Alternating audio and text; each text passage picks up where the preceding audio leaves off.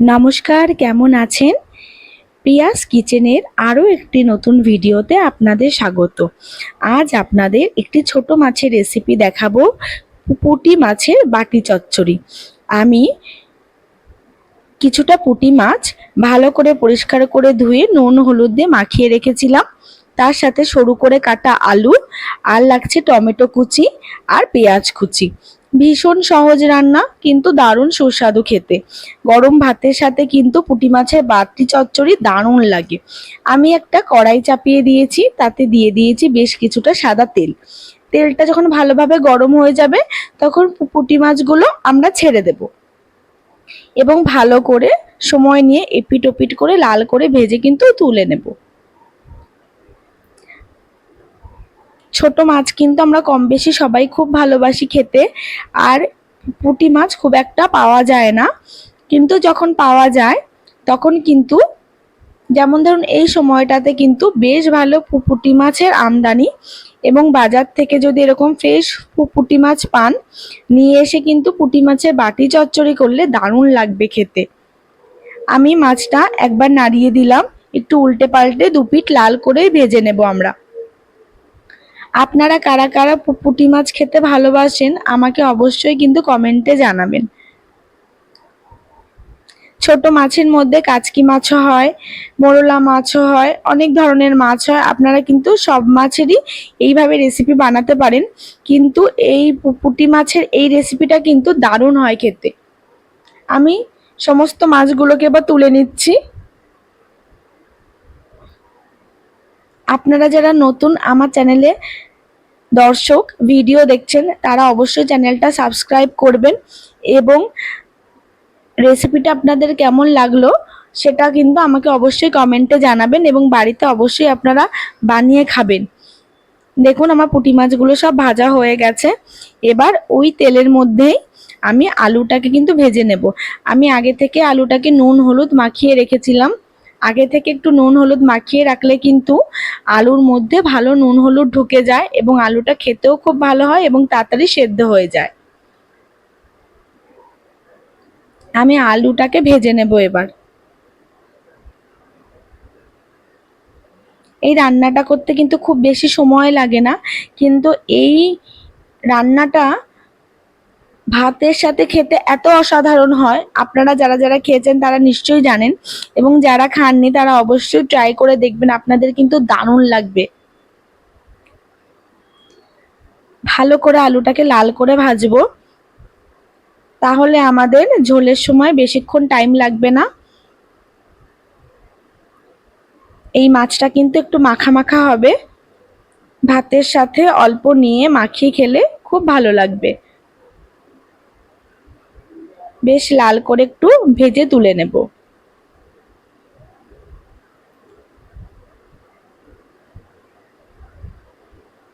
আমি এই আলুর মধ্যেই পেঁয়াজটা দিয়ে দিচ্ছি। একবারে করতে সুবিধা হবে বলে আলুটা তুলিনি আমি, পেঁয়াজটা দিয়ে দিচ্ছি আমি, এবং দিয়ে দেব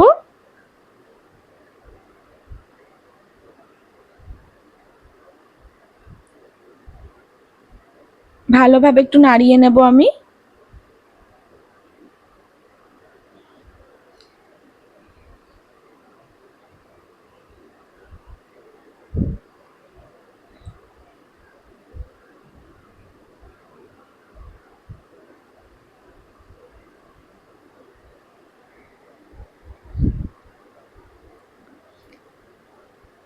আমি হাফ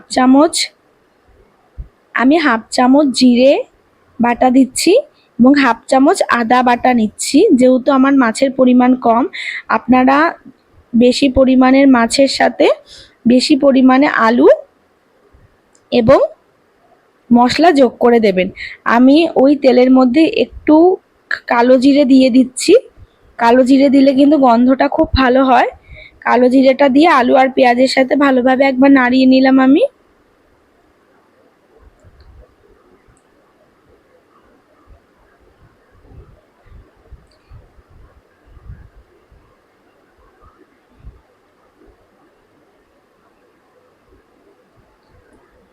এবার আমি এই টমেটো আর মশলাটার মধ্যে একটু জল দিয়ে আমি পুরো মশলাটা দিয়ে দিচ্ছি।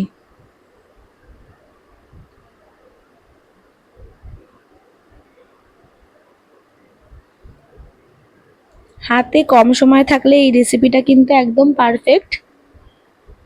যেমন সুস্বাদু তেমন সহজ।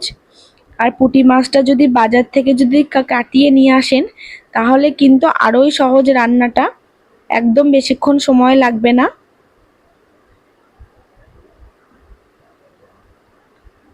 এবার মশলাটা একটু ভাজা ভাজা করে নেব।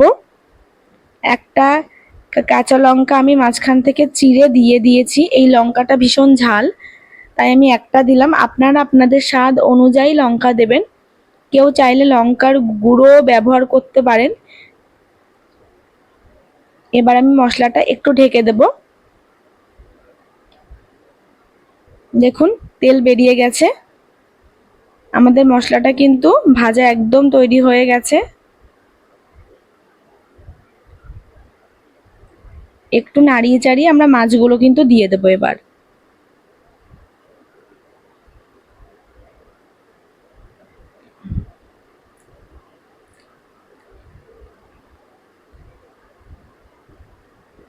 তো মাছের সাথেও মশলাটা একটু মাখিয়ে নিচ্ছি আমি।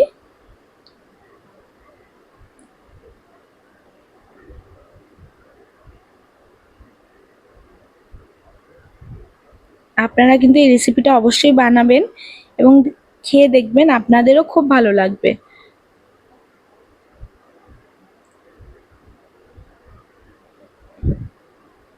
বড় মাছ তো কম বেশি বাড়িতে খাওয়াই হয়, কিন্তু মাঝে মাঝে ছোট মাছের এরকম ঝাল বা চচ্চড়ি ভীষণ ভালো লাগে কিন্তু খেতে।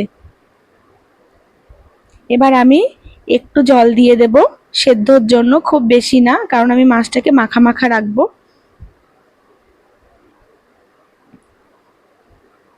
ঝোলের সাথে মশলা, মাছ, আলু একসাথে নাড়িয়ে দিলাম একবার।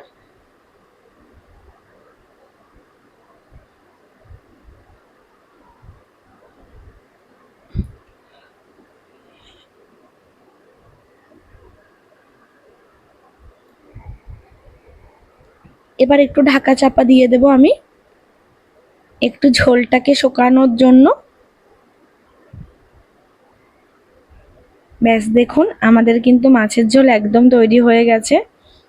এটা একটু মাখা মাখা হবে আর একটু, ব্যাস তাহলে কিন্তু গরম ভাতের সাথে পুঁটি মাছের বাটি চচ্চড়ি একদম রেডি। আপনাদের ভিডিওটা কেমন লাগলো আমাকে অবশ্যই জানাবেন। ভালো লাগলে একটা লাইক করবেন, কমেন্ট করবেন এবং প্রিয়জনদের সাথে অবশ্যই শেয়ার করবেন।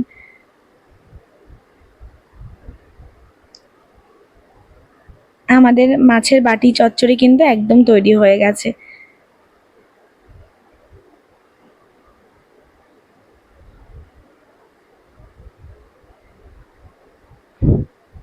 পুরো ভিডিওটা দেখার জন্য অনেক ধন্যবাদ। এতক্ষণ সঙ্গে ছিলেন, পাশে ছিলেন, তার জন্য খুব ভালো লাগলো। আশা করি আপনাদেরও ভালো লেগেছে এই নতুন রান্নাটা। দেখুন জলটা একদম শুকিয়ে গেছে। এবার কিন্তু আমি নামিয়ে নেব।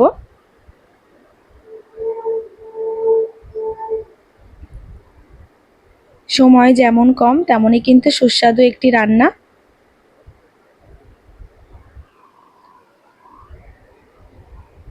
ব্যাস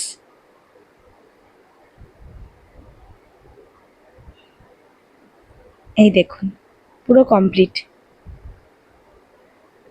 কি সুন্দর গন্ধ বেরোচ্ছে। দেখুন একদম কিন্তু ঝোল নেই, পুরো মাখা মাখা হয়েছে একদম।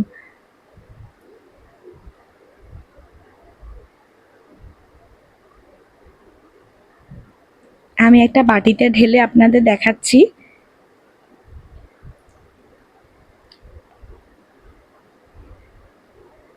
এই দেখুন হয়ে গেছে। আশা করি আপনার ভালো লাগলো ভিডিওটা।